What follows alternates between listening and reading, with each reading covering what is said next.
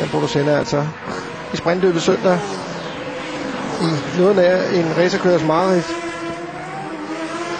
da han blev overfaldet af en hund midt på banen.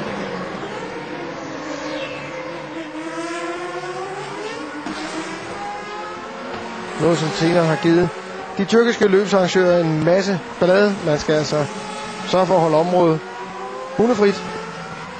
Og der var faktisk 2, der var fuldt på en udflugt ind på banen i Tyrkiet. Og igen temmelig væsentligt. Nu er det ikke Di Grassi, der har hurtigst omgang, men Susek til gengæld. Og det vil sige, nu er Bruno Senna altså cementeret på andenpladsen. Og med 4 omgang tilbage, der kan den godt nå at svinge lidt endnu. Di Grassi er selvfølgelig også klar over, at det ene point kan gøre en forskel for ham. Og der gælder det altså om at få skaffet sig pladsen på hullet og luften til at få trukket den tid.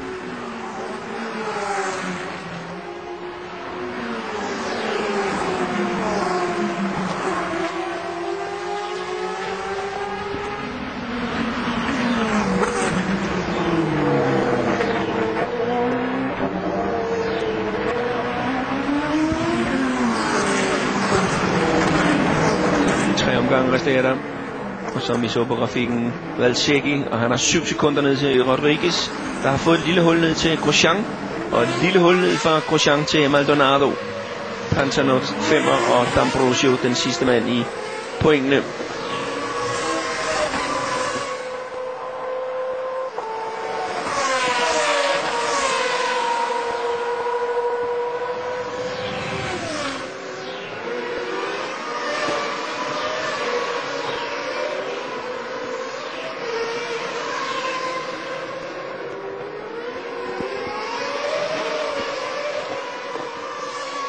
Roldan Rodriguez, han er ved at nærme sig et angreb igen. Det svinger altså en lille smule. Der er gået lidt harmonika imellem de her 3 fra anden til 4. pladsen. Rodriguez, Grosjean og Maldonado.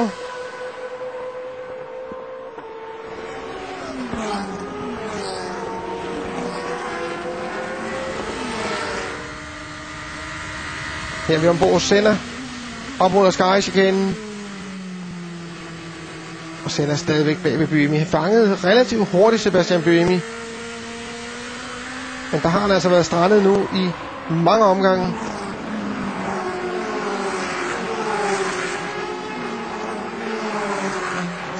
D'Ambrosio, Buemi, Senna ind i parabolikakurven.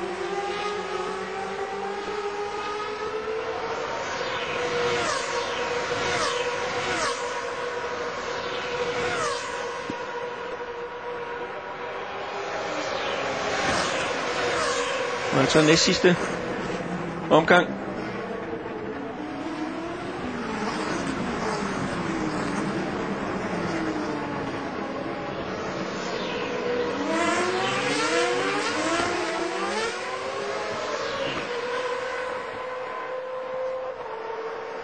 Og han er altså fredet Senna indtil videre på andenpladsen. Di Grassi selvfølgelig også med 2 omgange mere og kan nå at score det ene point i. Og det kræver altså hurtigste omgang. Grosjean har ikke særlig mange chancer for at nå at fange Sennas point. Der skal 6 point til for Romain Grosjean. Han er på 3. pladsen i øjeblikket. Og altså ikke været i stand til at gøre noget synderligt stort indtryk på Roldan Rodriguez, som er på 2. pladsen. De sidste mange omgange kører sig nogle gange i nærheden af ham, men noget egentlig angreb bliver det altså ikke til fra Romain Grosjean. Bruno Senna i jagten på point efter Buemi. Der har han ikke ret langt op, og heller ikke til D'Ambrosio. Det er deroppe, det giver pointene, som vi kan se det her.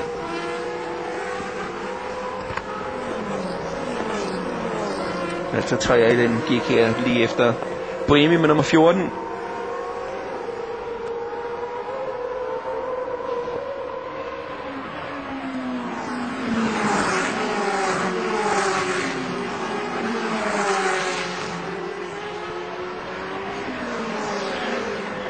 Og der ligger Valsecchi.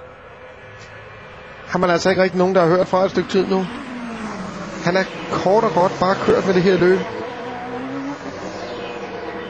Og det bliver en En velkommen triumf for Durango-teamet, kan man sige. De har kun været på podiet en gang gennem de seneste 3 sæsoner. Og nu får de altså en sejr her på Monza. Det er GP2, Flemming. Der er ingenting, der er sikkert. Nej, det er rigtigt. Vi skal helt ind over stregen før. Vi kan risikere at begynde at køre den anden vej.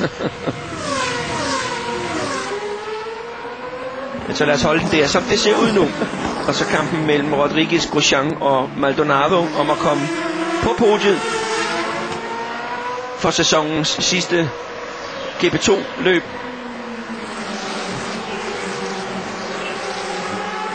Senna ser ud til at bevare sin anden plads i den samlede stilling.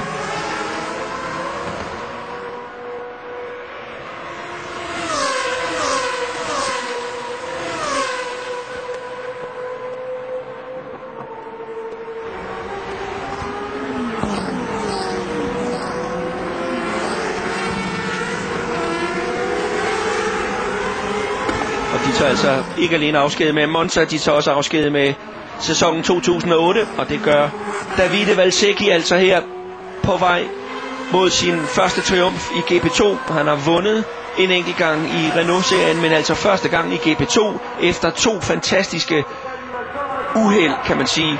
For en uge siden på Spa, så kom han tilbage, startede på pole position, havde en skidt start.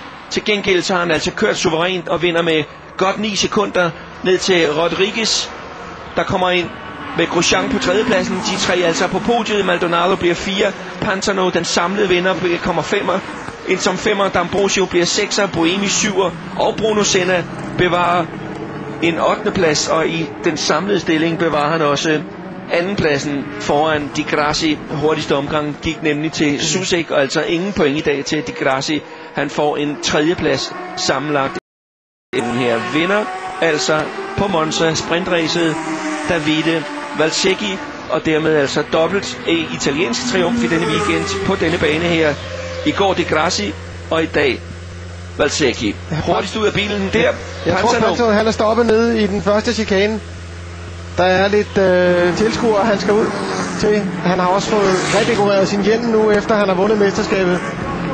Det er altså en stor gestus det her til de italienske tilskuere, at Giorgio Pantano springer ud af sin racer i første chikane. Og vi skal lige sige, at han nåede altså ind i på sikkerhedsområdet faktisk, inden de andre kom rullende. Sammenlagt vinder altså 29-årige Giorgio Pantano.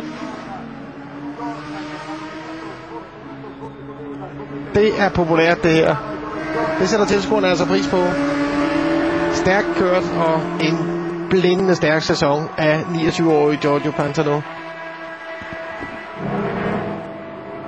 Og så gør han altså Nico Rosberg, Lewis Hamilton og Timo Glock følgeskab som vinder af GP2-serierne i de 4 sæsoner, der har kørt med stor succes og masser af dramatik. Så vi også fik det i dag. Valsecchi, Rodriguez, Grosjean, altså de 3 på podiet efter de 21 omgange af sæsonens sidste GP2-race. Men sammenlagt teammesterskabet til Campos-teamet og individuelt til Giorgio Pantano.